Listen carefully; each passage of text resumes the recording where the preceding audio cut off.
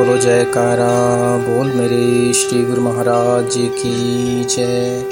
बोलिए श्री परमहंस दयाल जी महाराज की जय।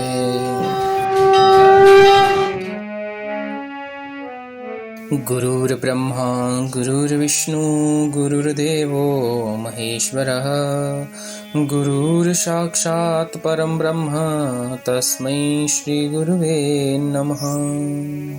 सद्गुरु की महिमा अनंत है, बेअंत है, जिसका पारावार नहीं पाया जा सकता। सद्गुरु को परमात्मा से भी श्रेष्ठ माना गया है। सद्गुरु वे हैं जो केवल शब्द से ही उपदेश नहीं देते, अपितु जिनका प्रत्येक व्यवहार ज्ञान और भक्ति से भरा होता है। परमात्मा ने ऐसी माया रची है कि जीव को संसार सुंदर लगता है। जीव अपना विवेक गंवा बैठता है और परमात्मा को भूलकर इस संसार में फंस जाता है। यदि आप थोड़ा विचार करें कि जो जीव को संसार में फंसाए वह ईश्वर श्रेष्ठ है या जो जीव को संसार से हटाकर प्रभु का मार्ग बतलाए वह सद्गुरु श्रेष्ठ है। परमात्मा की अपेक्षा सद्गुरु श्रेष्ठ है, क्योंकि इंद्रजाल ईश्वर तजी जोता जीव भरमाए, गुरु ज्ञान अंजन करे झूठी जाल जलाए। प्रभु ने तो संसार के विषयों में आकर्षण भर के जीव को मोह जाल में भरमा रखा है, जबकि श्री सद्गुरुदेव ज्ञान अंजन द्वारा भ्रम जाल को दूर कर जीव को कल्याण का मार्ग बताते हैं और प्रभु के मार्ग पर ले जाते हैं। सद्गुरु के मिलने पर मनुष्य का नया जन्म होता है। जब तक जीवन में कोई महान संत न मिले, कोई साधु प्रारूप कृपा न करे, संत सद्गुरु का हाथ सिर पर न हो, तब तक मनुष्य पशु समान रहता है। महापुरुष तो ऐसा कहते हैं कि माता पिता जो जन्म देते हैं वह जन्म बहुत पवित्र नहीं। माता पित्रोर मलोद भूतम मल मासमयम वपुः। परंतु सद्गुरु सदशिष्य को पवित्र जन्म देते हैं। गुरु शिष्य का संबंध पिता पुत्र के संबंध की अपेक्षा भी श्रेष्ठ है। जिसको सद्गुरु नहीं मिला उसका जीवन जीवन नहीं। किसी संत के चरण पकड़ कर रखो, सद्गुरु कृपा करके तुमको नया जन्म देंगे। जब सद्गुरु कृपा करते हैं तब साधन शुरू होता है। जीव के अंदर प्रभु को प्राप्त करने, आत्म साक्षात्कार करने की जिज्ञासा उत्पन्न होती है। यूं तो जीव की प्रवृत्ति हर समय माया एकत्र करने में लगी रहती है। दो घड़ी शांति से उस प्रभु के भजन के लिए समय नहीं। यदि प्रभु भक्ति का आनंद लेना है तो मन को विषयों से हटाना होगा। गुरुदेव की कृपा बिना यह संभव नहीं। मनुष्य संसार को दिखाने के लिए भक्ति का थोड़ा नाटक करता है, स्वयं को बड़ा भक्त कहलाता है, परंतु प्रभु में उसका सच्चा प्रेम कहाँ है। सेवा करने बैठा की खबर आई, बाहर डाकिया 2-5-100 का मनी ऑर्डर लेकर आया है तो झटपट आरती पूजन सेवा छोड़ पैसा लेने चला जाता है। प्रभु भी जानते हैं कि यह भक्ति का नाटक मात्र करता है, मुझसे प्रेम नहीं। यदि दान पुण्य भी करता है तो केवल दुनिया को दिखाने के लिए। जब जीव इस संसार में आया तो कितनी अनुनय विनय वायदे करके आया कि प्रभु तेरा सिमरन करूंगा, लेकिन माया की चकाचौंध में इन तुच्छ वस्तुओं की प्राप्ति के लिए सदा रोता रहता। कभी धन के लिए, कभी स्त्री के लिए, तो कभी मान प्रतिष्ठा के लिए रोता है, परंतु प्रभु के लिए कभी नहीं रोता। एकांत में कभी 2 घड़ी बैठकर चिंतन नहीं करता कि मेरा समस्त जीवन व्यर्थ गया, मुझे एक बार भी भगवान के प्रत्यक्ष दर्शन नहीं हुए। रोने का दुख तो सभी जानते हैं। अरे जो रोने में सुख है उसे कोई विरला ही अनुभव करता है। पैसे के लिए, पुत्र के लिए, स्त्री के लिए रोना तो अधिक दुखदाई है, लेकिन जो उस परमात्मा की प्राप्ति के लिए रोता है उसे बहुत ही शांति मिलती है।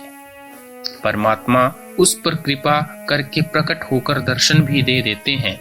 इसलिए मनुष्य को विचार करना चाहिए कि ईश्वर प्राप्ति के लिए आंसू बहाने चाहिए, उसके दर्शन के लिए साधन करना चाहिए। मानव को साधना का मार्ग सद्गुरु ही बताते हैं। इसलिए जब जीव परमात्मा को पाने का साधन करता है तो मानो उसका नया जन्म होता है। इसलिए गुरुदेव को ब्रह्मा जी की उपमा दी गई है। गुरुर् ब्रह्मा गुरुर्विष्णु गुरुर्देवो महेश्वरः गुरुर साक्षात परम ब्रह्म तस्मै श्री गुरुवे नमः। गुरु ब्रह्मा जी का स्वरूप है। ब्रह्मा जी जगत की उत्पत्ति करते हैं। सद्गुरु शिष्य को नया जन्म देते हैं। गुरुदेव विष्णु स्वरूप शिष्य की सर्वकाल रक्षा करते हैं।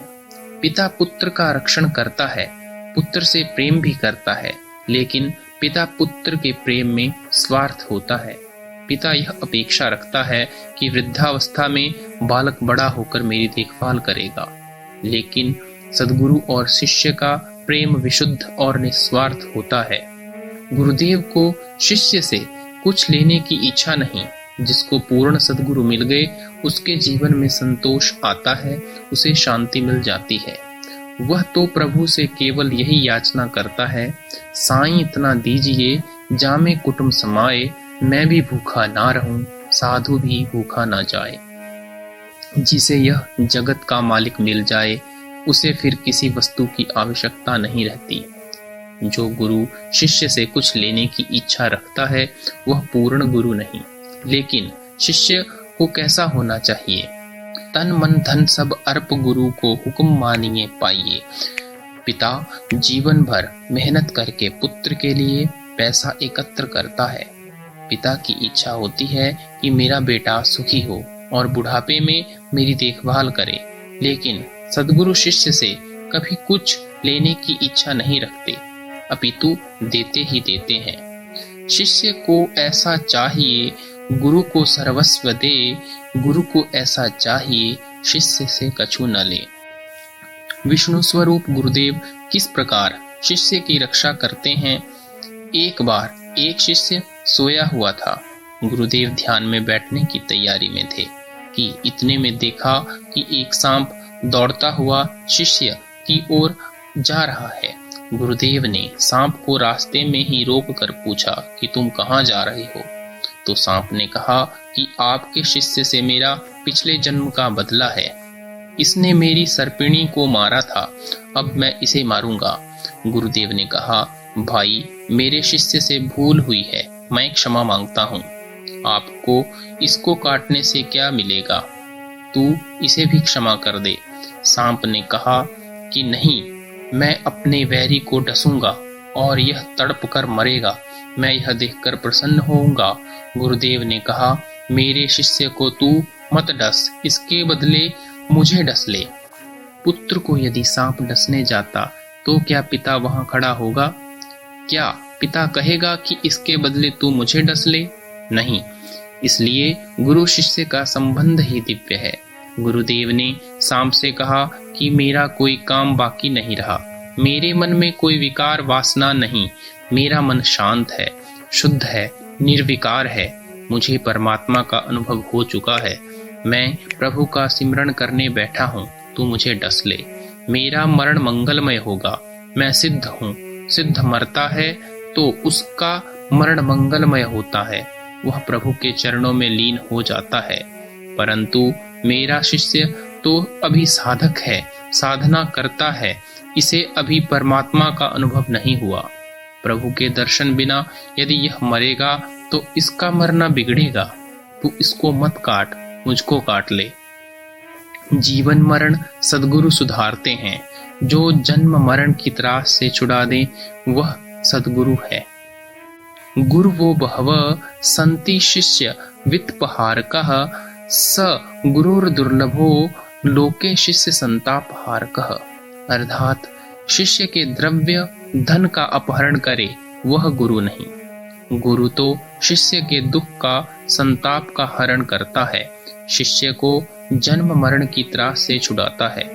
गुरुदेव सदा शिष्य के अंग संग रहकर उसकी रक्षा करते हैं, इसलिए गुरु विष्णु भगवान के स्वरूप हैं। गुरुर्देवो महेश्वरः, गुरुदेव शिव जी के भी स्वरूप हैं। भगवान शंकर प्रलय करते हैं। शिव जी जब प्रलय करते हैं तब सर्व का नाश करते हैं। परंतु बलिहारी हैं।